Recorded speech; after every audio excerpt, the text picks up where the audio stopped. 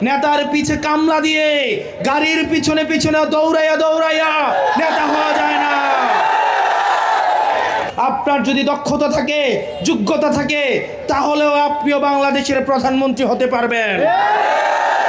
এর আন্দোলন, অমুক গোষ্ঠীর আন্দোলন, তমুক গোষ্ঠীর আন্দোলন, প্রতিদিনই আন্দোলন। যারা বিভিন্ন দফা দাবিতে নিয়ে আন্দোলন করেছেন, আমরা আপনাদেরকে প্রশ্ন করতে চাই, আপনাদের সব দাবি কি এখন মানা হয়ে গিয়েছে? এখন আর আন্দোলন নাই কেন? এই আন্দোলন কোথায় গেল? এই সরকার নির্লজ্জভাবে স্বজনপ্রীতি এবং আঞ্চলিক বৈষম্যের যাত্রা শুরু করেছে। আমরা দেখতে পাচ্ছি উন্নয়নের ক্ষেত্রে আমরা ভেবেছিলাম আঞ্চলিক বৈষম্যহীন উন্নতি শুরু করবে, কিন্তু আমরা দেখতে পাচ্ছি অত্যন্ত নগ্নভাবে আঞ্চলিক বৈষম্য শুরু করে দিয়েছে। RICL TMX, যুগের পর যুগ স্থাপনা থাকে মজবুত। প্রিয় হোমনাবাসী, আজকে আপনারা এখানে যারা উপস্থিত হয়েছেন, আমরা একটা নতুন বাংলাদেশের একটা স্বপ্ন নিয়ে এখানে উপস্থিত হয়েছি।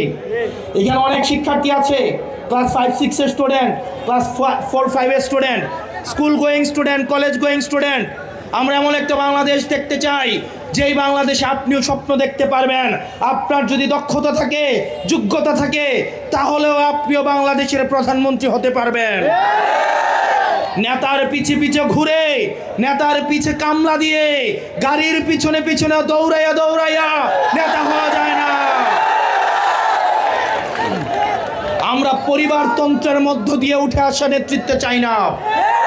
আমরা চাই নিজের দক্ষতা দিয়ে, যোগ্যতা দিয়ে, সে তার ব্যাকগ্রাউন্ড কি, তার বাবা কি করে, চাচা কি করে, সেগুলো মুখ্য না। পরবর্তী বাংলাদেশ তাদেরকেই গ্রহণ করবে যারা নিজের যোগ্যতায় এবং যারা নিজের দক্ষতায় উঠে আসবে ইনশাল্লাহ। প্রিয় হোমনাবাসী এবং তরুণ প্রজন্ম, অনেকের হয়তো ভোট দেওয়ার বয়স হয় নাই, এখানে অনেকে আছে যাদের ভোট দেওয়ার বয়স হয় নাই।